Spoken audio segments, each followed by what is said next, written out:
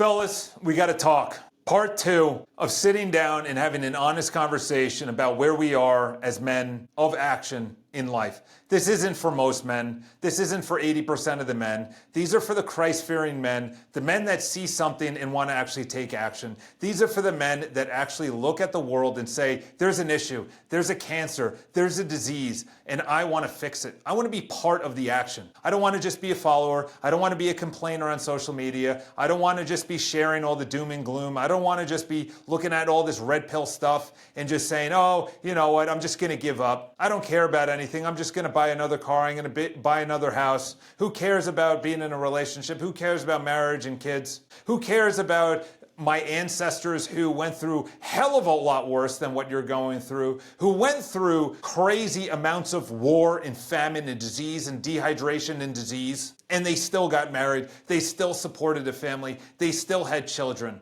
And we're out here in comfort, the most that we've ever seen ever in human history, and we're still complaining. That's why I'm saying, men, we need to have a conversation. We need to have a talk. Here's part 2. If you haven't seen part 1, it's all about the things that you need to get rid of in your life. The things that we, as a bottom to the top, need to change. This isn't coming from the top to the bottom. In other words, the president, the Vatican, the Pope, the bishops, the priests, the pastors, your parents, your friends, society, your wife, your girlfriend, which you shouldn't have because that might be illicit relations outside of marriage, which is a sin. So let's get right into it. Number 1 that I have for part 2 is neglecting your health. Your weak body is disgusting. I know because for the last 5 years, I've had that body. I look in the mirror with shame and disgust. I don't even trust myself. I don't even look at myself and say, I want to do battle with this guy.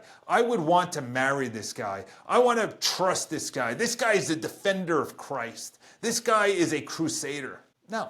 I look at my body and I go, loser, loser. That's the way that I look at my body. I look at myself and I say, who would want to look at this and be like, yeah, this guy can protect me. I'm really looking forward to this guy for providing. And by the way, everything revolves around your health. Yes, Christ is number 1, but your number 2 item is your health. You can't have the energy to be making videos at 6:51 p.m. right now. Part 2, if you didn't have good energy, after waking up at 5 a.m., which I did, to be in the gym, to get on the bike for 45 minutes, to potentially train for a triathlon, because it's been a while since I've done that, and I looked at my body in the sauna today, and I got this flab as a 39 turning 40-year-old, and I said, this is embarrassing. There's no reason to have this. There's no excuse. There's no food. There's nothing. You know why? Because no man ever in your lineage ever had this. Maybe your father, maybe your grandfather, but no one before then. They all fasted. They all lived by a code of ethics to their weight and how much consumption they had as food. They had sweets, they had bread, they had alcohol. Yes, it's higher concentration, Charles, and blah, blah, blah, blah, blah. Insert another excuse. Get into shape, okay? There's no excuse. Get into shape. How much are you fasting? How much are you eating? How much are you moving? Or the lack thereof. Number 2 is financial irresponsibility.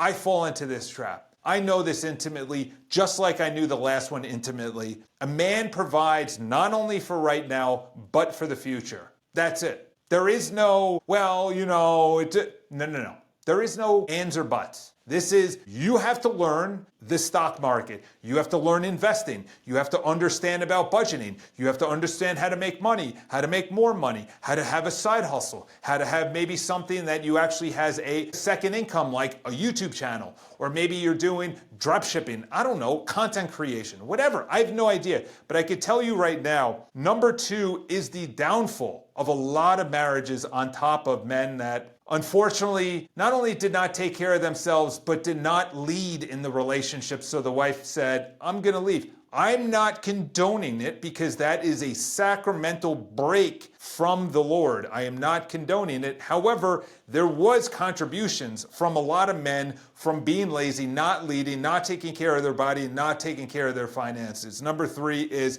the spiritual leader. Not being the spiritual leader is unattractive. What woman wants to be like, yeah, I want to be with the guy that never prays, the guy that never looks at the Bible, the guy that doesn't lead us in prayer before we actually have a meal. The guy that goes in and just does lustful, pleasurable, fleshly desires, whatever that is, overconsumes food, overconsumes TV, social media. He watches too much sports. He overdrinks. That's not a spiritual leader. A spiritual leader says, this Saturday, we're doing a family fast until Sunday at 12 after Mass, after we have the Eucharist, then we eat. By the way, that's what all early church Christians did. They all did that. Read the definitive guide of fasting and abstinence by the Catholic Church. That's what they did. Wednesday, Friday, first meal, 6 p.m. or sundown.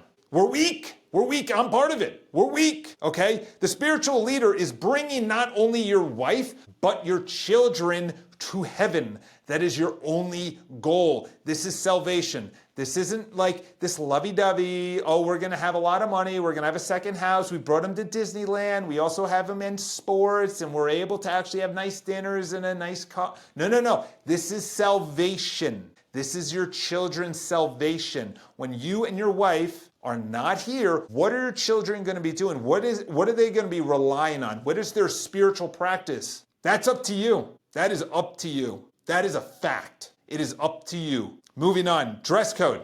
I wanted this as number one so bad, and I said this has to be part 2 because this is one of the most embarrassing things, and the greatest downfall of men is their dress code. I am on Long Island visiting my mom all the time, and I just see these men walking into the convenience store of, say, CVS, or walking into, I don't know, getting food at Trader Joe's or Whole Foods, or doesn't matter, supermarket. It's embarrassing, these guys. These guys walking around in gym shorts and a t-shirt and sneakers. Did you just come from the gym, or are you just wearing this casually? Put on some khakis. Put on khaki shorts. Put on a collared shirt. Put on something that makes you look presentable.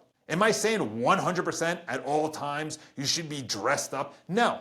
But if your MO, your modus operandi, is to walk out looking like a teenager, to look like you're going to college classes as an 18-year-old, that's pathetic, dude. You're 55. Why are you wearing this? Let alone to church. I just want to shake those men at church and just say, what are you doing? You wouldn't even wear this to anything that would be, you wouldn't even wear this to a birthday party, your 50th birthday party for your buddy. You wouldn't even wear this to your daughter's bowling party, and you're wearing this to church in front of the Lord, the King of Kings, the Lord of Lords? Really? Really? That's the standard? That's your respect for the Lord? Is walking in like this? Of course this goes for women, but we're just talking to the men. I see these guys walk in. I go, what are you doing? What are you doing?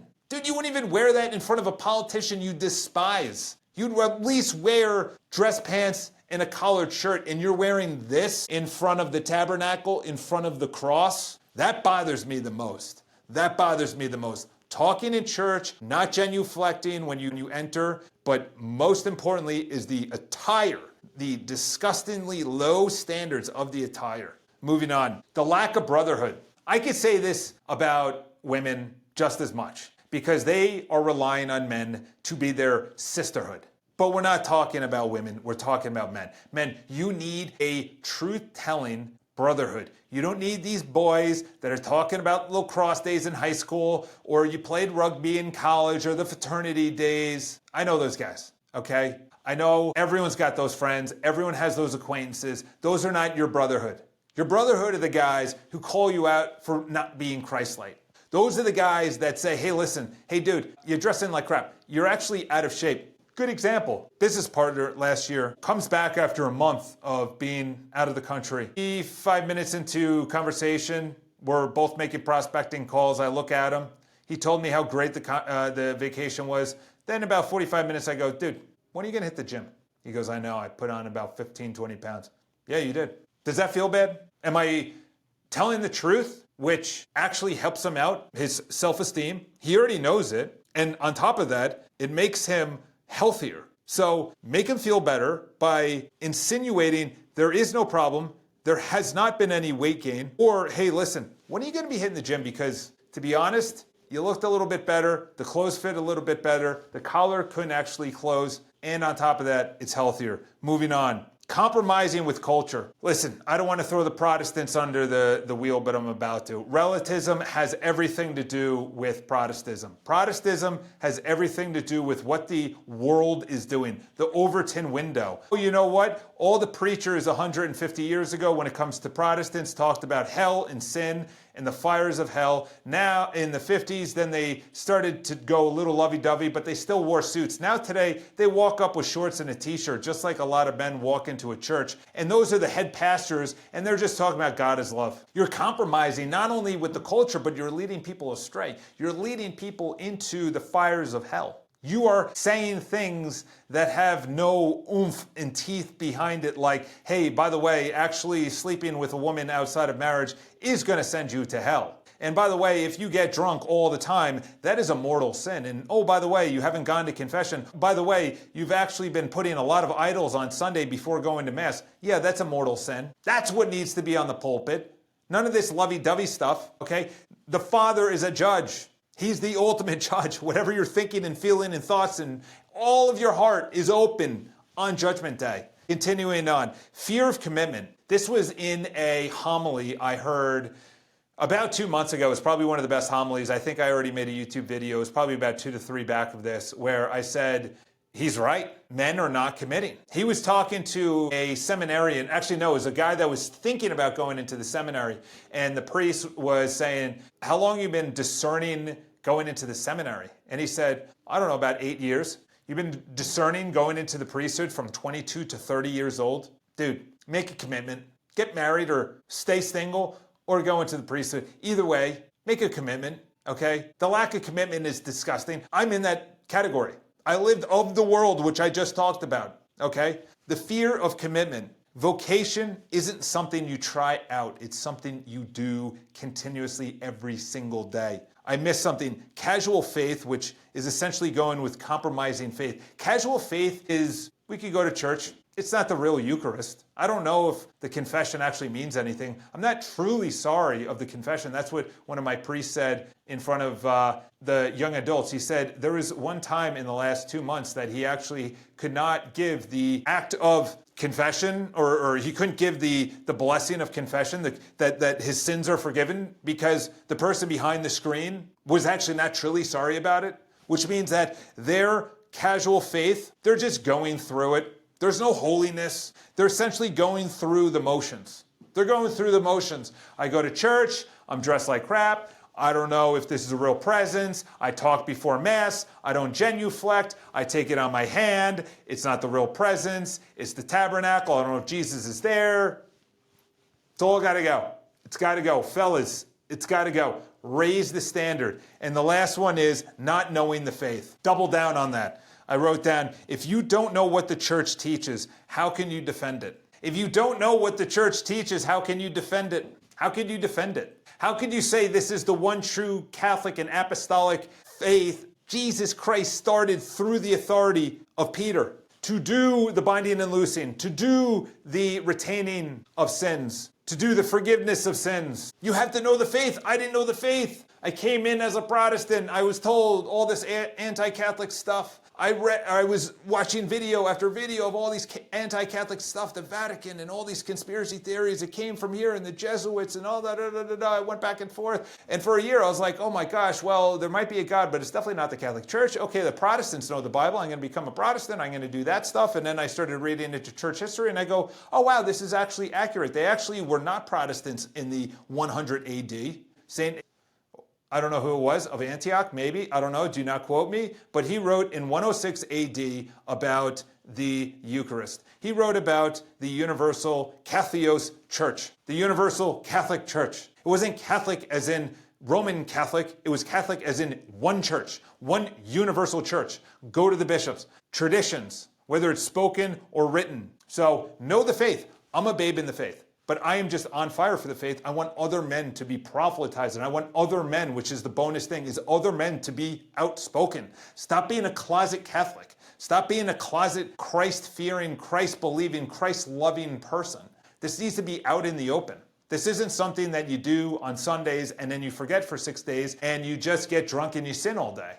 and you watch all these lustful videos, and you do sins of the flesh, and you drink too much, you eat too much, you do whatever you want. No, this is a narrow road, and you cut everything off that's not part of the narrow road. Friends, social media, streaming devices, your TV, social media, all this drama all over the place. Oh, there's another news story. Oh, there's something else that I don't like, this political party or this political person or this social media influencer or this celebrity or this drama or this news event. There's another one tomorrow. Stop, okay? So if you like this kind of content, subscribe to the video. There's a form down below if you want to contribute to some kind of topic you want me to discuss. I have a couple of ones that are coming up from people that actually filled out the form. Follow me on social media. Of course, have a blessed day.